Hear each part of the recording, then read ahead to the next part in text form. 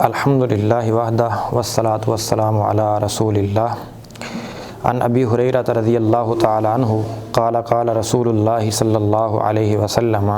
صنفان من اہل النار لم ارہما۔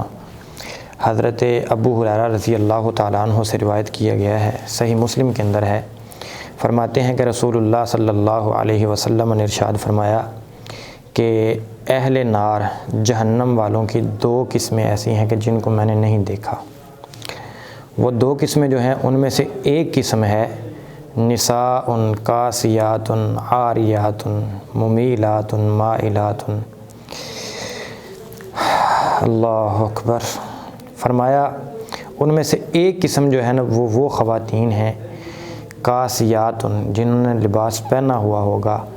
عاریات، لیکن اس کے باوجود وہ برہنہ نظر آ رہی ہوں گی، ممیلات، دوسروں کو اپنی طرف مائل کرنے والی ہوں گی، مائلات، اور خود مردوں کی طرف مائل ہونے والی ہوں گی۔ ایسی خواتین کے بارے میں نبی کریم صلی اللہ علیہ وسلم نے ارشاد فرمایا کہ نہ تو یہ جنت میں داخل ہوں گی اور نہ ہی جنت کی خوشبو کو سونگھ پائیں گی۔ صحیح مسلم کے اندر یہ روایت موجود ہے۔ گویا کہ رسول اللہ صلی اللہ علیہ وسلم نے اپنی اس حدیث کے اندر اس بات کی پیشن گوئی فرمائی کہ ایک وقت ایسا آئے گا کہ خواتین ایسا لباس پہنیں گی کہ لباس تو انہوں نے پہنا ہوگا لیکن اس لباس کے پہننے کے باوجود وہ بے لباس سی محسوس ہو رہی ہوں گی، ایسے محسوس ہو رہا ہوگا جیسے انہوں نے کوئی لباس پہنے نہیں ہے۔ لباس پہننے کے باوجود ان کے جسم کے اعضاء بالکل واضح نظر آ رہے ہوں گے۔ تو اس وقت جو ہے وہ ایک ایشو بھی اس بات پر بہت زیادہ چل رہا ہے کہ آیا خواتین جو ہے وہ اپنے لباس کے متعلق خود مختار ہیں، وہ چاہیں تو جیسا پہنے، کوئی روکنے والا نہیں ہونا چاہیے، ہر کسی کی اپنی مرضی ہے۔ لیکن ہم اگر قرآن کریم پر غور فرمائیں تو مومن کی شان یا مومنہ عورت کی شان اللہ رب العالمین نے یہ بیان نہیں فرمائی۔ اللہ رب العالمین نے رسول اللہ صلی اللہ علیہ وسلم کو حکم ارشاد فرمایا، یا ایہا النبی قل لازواجک و بناتک و نساء المؤمنین یدنین علیہن من جلابیبہن، کہ اے پیغمبر صلی اللہ علیہ وسلم آپ حکم دے دیجئے اپنی بیویوں سے، و بناتک اور بیٹیوں سے، و نساء المؤمنین اور تمام مومنوں کی خواتین کو یہ حکم دے دیجئے کہ وہ اپنے اوپر بڑی بڑی چادریں اوڑھ کر رکھا کریں، با پرد رہا کریں، با حجاب رہا کریں، ایک شرم و حیا کا پیکر بننے کی ترغیب دی گئی ہے قرآن کریم کی اس آیت کے اندر۔ اگر مثال کے طور پر اس فلسفے کو مان بھی لیا جائے کہ خواتین جو ہیں وہ خود مختار ہیں، ان کے اوپر کسی قسم کی پابندی نہیں ہونی چاہیے،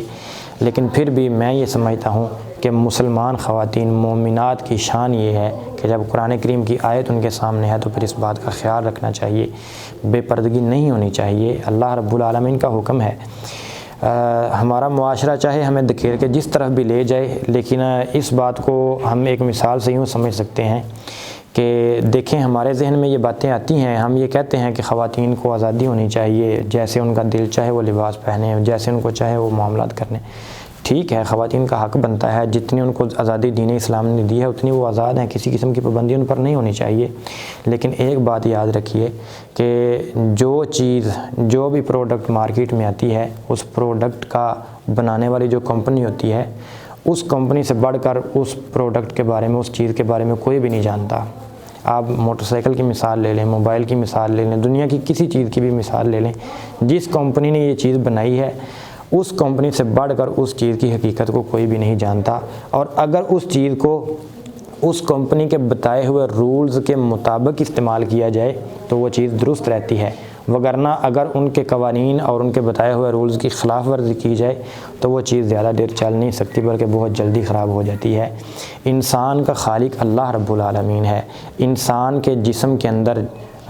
بالوں سے لے کر پاؤں کے ناخن تک جتنی بھی چیزیں ہیں، ان سب چیزوں کے ایک ایک پرزے کو جاننے والی اللہ رب العالمین کی ذات ہے۔ اللہ خالق کائنات سے بڑھ کر ہمیں جاننے والا کوئی بھی نہیں ہے۔ اللہ خالق کائنات اس بات کو زیادہ جانتا ہے ہمارے لیے کون سی چیز بہتر ہے اور کون سی چیز ہمارے لیے نقصان دہ ہے۔ لہذا جن چیزوں سے اللہ رب العالمین نے ہمیں منع فرمایا ہے وہ چیزیں ہماری دنیا اور آخرت کے لیے اچھی نہیں ہیں، اگرچہ ہماری عقل اس کو تسلیم کرے یا نہ کرے، لیکن بہترین انسانیت انسانیت کے لیے اسی چیز کے اندر ہے جو چیز اللہ رب العالمین نے انسان کو کرنے کا حکم دیا، اور جس چیز سے رب العالمین نے منع فرما دیا ہے وہ چیز انسانیت کے حق میں نہیں ہو سکتی۔ ایز اے مسلمان ہمارا یہی عقیدہ ہونا چاہیے، یہی نظریہ ہونا چاہیے۔ لیکن رسول اللہ صلی اللہ علیہ وسلم کی بیان کردہ پیشن گوئی کے مطابق ایسا ہو کر رہے گا کہ معاشرے کے اندر خواتین ایسی نظر آئیں گی کہ لباس انہوں نے پہنا ہوگا لیکن لباس پہننے کے باوجود